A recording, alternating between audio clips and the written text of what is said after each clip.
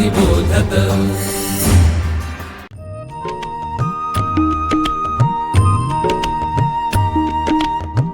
विवेकी अक्षर विवेकी लेखन सुश्राव्य वाचन श्रवणार्थ चरित्रे संस्कारी धीरवीर गाथा रम्य बालकथा अनुभवा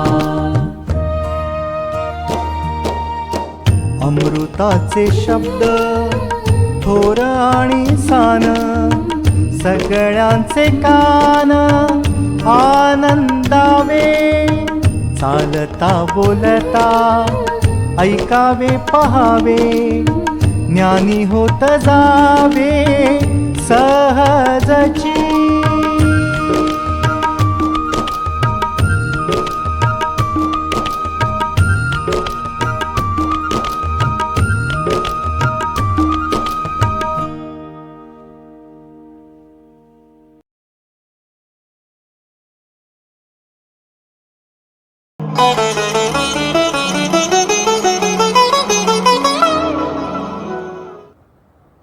हरिओम। मराठी प्रकाशन विभाग विवेकानंद केंद्र यांचे शब्द अमृताचे या मालिकेत धर्मपालनासाठी रामायण या पुस्तकाचा परिचय आज मी नीता खिरवडकर करून देऊ इच्छिते। हे पुस्तक म्हणजे माननीय निवेदिताताई भिडे यांची जी प्रवचन मालिका झाली होती रामायणावर त्याचं संकलित रूपांतर आहे आणि संकलनाचं काम केलं आहे सौ प्रतिभाताई कुलकर्णी यांनी। रामायण महाभारत हा भारताचा इतिहास आहे। ह्या महाकाव्यांनी भारतातील शेकडो पिढ्यांना संस्कारित केलं आहे, प्रेरित केलं आहे, मार्गदर्शन केलेलं आहे। ह्या ऐतिहासिक गोष्टींमधूनच सर्वसामान्यांपर्यंत हिंदू धर्माचे शाश्वत तत्त्वज्ञान, सार्थक जीवन जगण्यासाठीची प्रेरणा आणि आजच्या काळातही धर्मपालनासाठी प्रेरित करणे या गोष्टी साधल्या गेल्या आहेत। विशेषतः आज रामायणातून एखाद्या व्यक्तीचे दुसऱ्या व्यक्तीशी, त्याच्या कुटुंबाशी आणि मग समाजाशी असलेले संबंध कसे आदर्श असावेत याचा वस्तुपाठ आपल्याला घालून दिला आहे। रामायणातील 4 बंधू, त्यांच्या सहधर्मचारिणी, त्यांचे माता पिता मित्र भक्त सखे या सर्वच संबंधांचा आदर्श आपल्या पुढे येतो। आणि महत्त्वाचे म्हणजे काही कारणांनी कुटुंब दुभंगल्यास ते जोडण्यातच खरा पुरुषार्थ कसा आहे हे रामायण आपल्याला शिकवतं। रामायणातून सज्जन आणि सृजन शक्तींनी दुष्टांचा संहार कसा केला आणि मनुष्यत्वाकडून देवत्वाकडे प्रवास कसा केला हे कळते। त्यासाठी धर्माचरण किती महत्त्वाचे आहे आणि आवश्यक आहे हेही समजते। हाच या पुस्तकाचा विषय आहे, पण ते मुळातून वाचायला पाहिजे। या पुस्तकात छान छान गोष्टी आहेत, छान विचार आहेत, पण त्याच्यासाठी ते आपण वाचलं पाहिजे। पुस्तक आहे धर्मपालनासाठी रामायण। आपण ह्या पुस्तकातला काही थोडासा भाग बघूया। विविध रामायणे। जेव्हा आपण रामायणाचं चिंतन करणार असतो तेव्हा अनेक प्रश्न येतात। एक म्हणजे असं की रामायण अनेक आहेत। वाल्मिकींनी लिहिलंय, नंतर कंबर यांनी तमिळमध्ये लिहिलंय, तुलसीदासांचं रामचरित मानस आहे, एकनाथांचं भावार्थ रामायण आहे, अध्यात्म रामायण आहे, आनंद रामायण आहे। संस्कृतमध्ये 54 रामायण आहेत। असंही सांगितलं जातं की संस्कृतमध्ये 108 रामायण आहेत। बाकी भाषांमध्ये अनेक रामायण आहेत। वनवासी क्षेत्रामध्ये प्रत्येक समाजाचं, प्रत्येक जनजातीचं आपलं असं एक रामायण आहे। त्या रामायणाची गोष्ट ऐकण्यासारखी असते। प्रत्येक ठिकाणी ती कथा तिथलं रूप घेते। मिझोनच्या रामायणामध्ये सीता काय करते माहिती आहे? तिचं एक बांबूचं घर असतं, ती कोंबड्या पाळते, अंडीही ठेवते, कपडेही विणते, कारण सगळ्या तिथल्या स्त्रिया तसं करतात। आपण सीतेची संतान आहोत। प्रत्येक समाजाला रामायण आपलं वाटतं, म्हणून प्रत्येक समाजाच्या जीवन पद्धतीप्रमाणे राम आणि सीता आहेत। सगळ्या संतांनी त्या त्या काळामध्ये जी काय गरज असेल ती लक्षात घेऊन समाधीमध्ये जाऊन त्यांनी रामायण लिहिलं। म्हणून कंब रामायण जितकं खरं तितकंच वाल्मिकी रामायणही खरं आहे।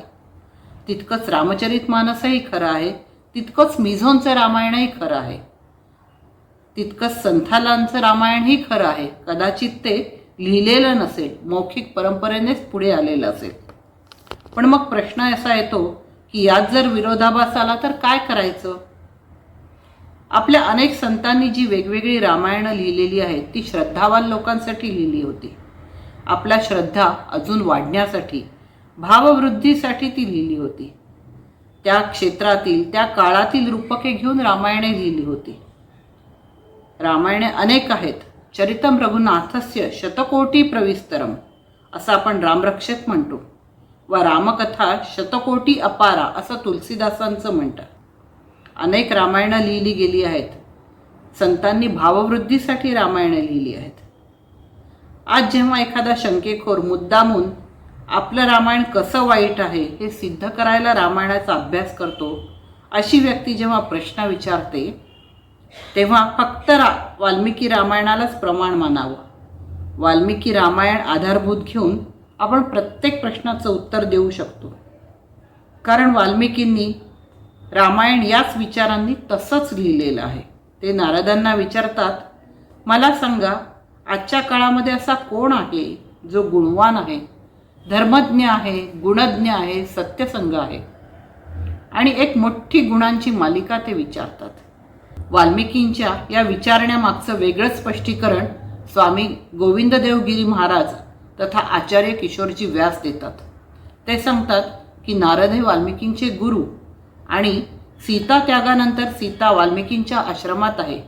वाल्मिकींच्या मनातही कुठेतरी किंतु आला आहे की रामाने केलंय हे खरं आहे, ठीक आहे, पण ते योग्य आहे की अयोग्य आहे हे उघडपणे कसं विचारायचं? म्हणून जेव्हा गुरु नारद भेटले तेव्हा त्यांनी नारदांना प्रश्न केला की मला सांगा, मी असं चरित्र लिहू इच्छितो की जो गुणवान आहे, धर्मज्ञ आहे, कृतज्ञ आहे, जो सत्यसंग आहे, जो रूपवान आहे, जो शीलवान आहे, जो धैर्यवान आहे, जो शूर आहे, जो वीर आहे, असा तो कोण आहे? असं जेव्हा ते विचारतात तेव्हा नारद सांगतात, जो आहे तो अयोध्येचा राजा राम आहे.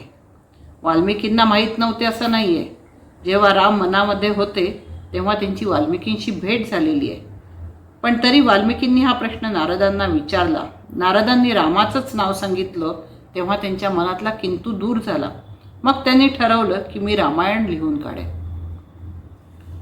उत्तरकांड याच्यामध्ये एक मुद्दा आहे की त्याच्यावर बरेचदा चर्चा होते आणि तो असा की उत्तरकांड रामायणाचा भाग आहे की नाही. बरेच जण म्हणतात नाही आहे, हा प्रक्षिप्त आहे. एके ठिकाणी मी जेव्हा चर्चा करत होते मी त्यांना असंच सांगितलं की नाही, आपण उत्तराखंडकडे जायची जरुरी नाही. आपण रामराज्याभिषेकापर्यंत बघू आणि तिथेच समाप्त करू, म्हणजे एवढीच चर्चा करू. तर त्या व्यक्तीने असा टोमणा मारला की हो, तुम्हाला सीता त्यागाचं समर्थन करता येत नाही म्हणून तुम्ही तसं सांगताय.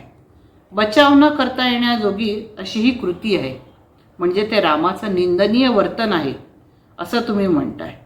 मी म्हटलं असं अजिबात नाही आहे. पण ठीक आहे, सीता त्याग हे रामायणाचं अंग घेऊन आपण त्याची चर्चा करूया. आम्ही चर्चा केली. आपणही हा प्रसंग रामाच्या जीवनातला किंवा सीतेच्या जीवनातला म्हणून जरूर याचा अर्थ बघू.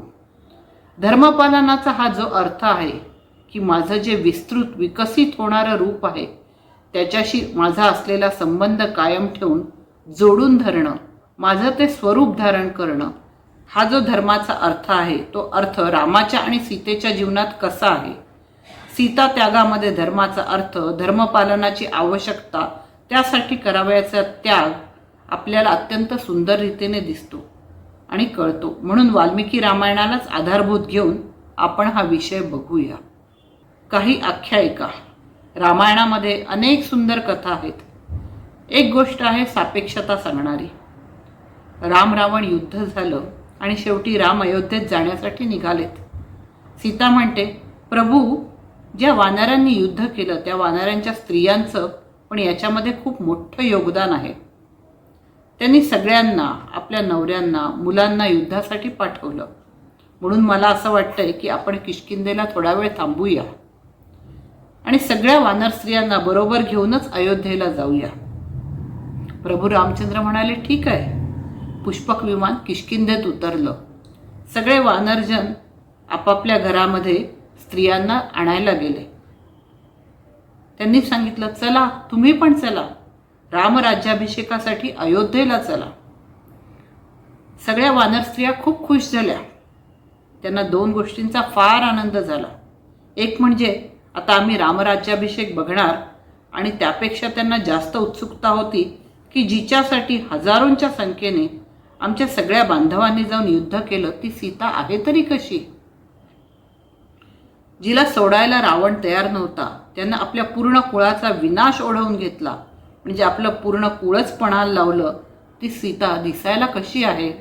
ही सगळ्या वानर स्त्रियांची स्त्रीसुलभ उत्सुकता होती. त्या सगळ्याजणी अयोध्येला जाण्यासाठी तयार होऊन आल्या. सीता तिथे बसली आहे, त्या बघतात आहे. एक दुसरीकडे बघते. मग काही जणी सीतेच्या पाठीमागे गेल्या, प्रदक्षिणा घातली, परत एकमेकींकडे बघून थोडीशी नाही या अर्थाने मान हलवली. असं त्यांचं काहीसं सुरू आहे. सीता हे सगळं बघते आहे, रामही बघतात आहे. वानर स्त्रियांनी आपापसात काही कुजबूज सुरू केली. शेवटी रामाने सुग्रीवाला विचारलं, अरे हे काय आहे, यांचं काय सुरू आहे, त्यांचं म्हणणं काय आहे. सुग्रीव म्हणाला, सोडून द्या तुम्ही, त्याला काही फार अर्थ नाही आहे. मग राम सीतेची उत्सुकता अजून वाढली. नाही नाही, सांगा तरी.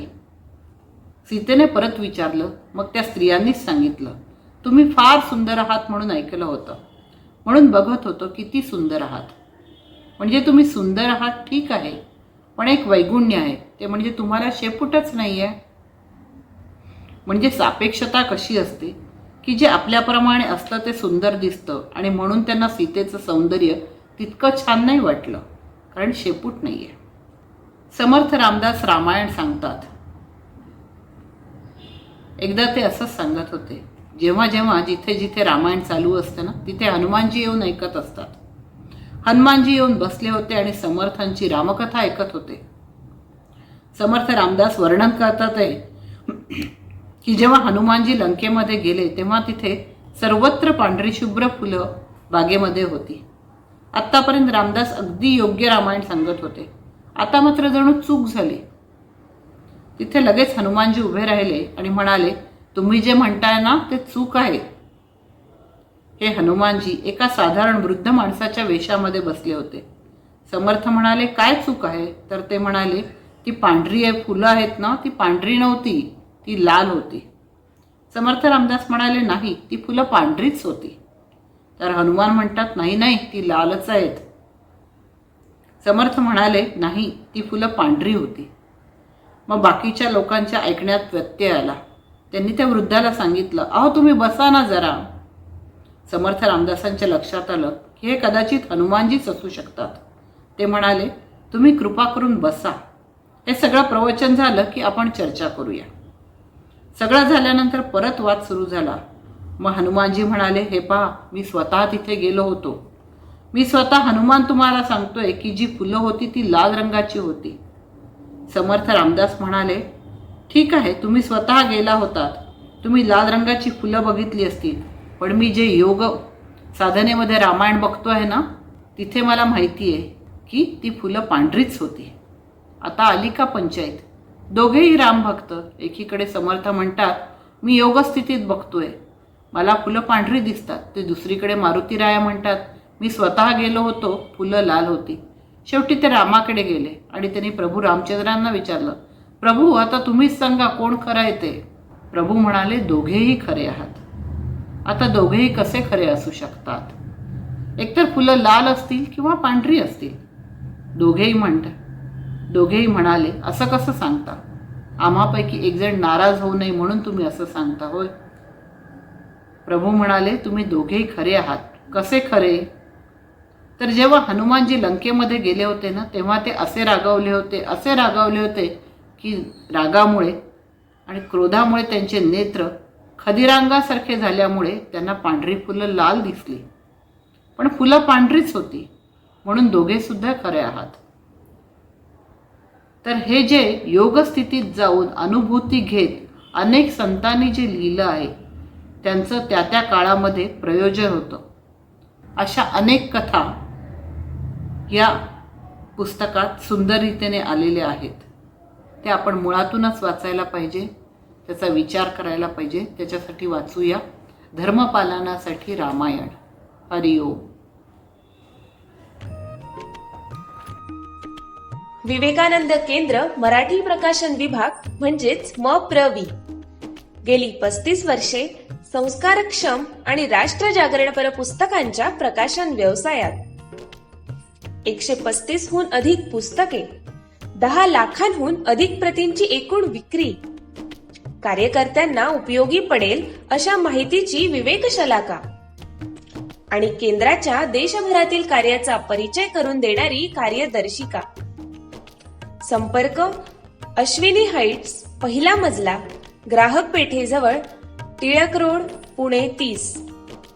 संपर्क क्रमांक 9881061686.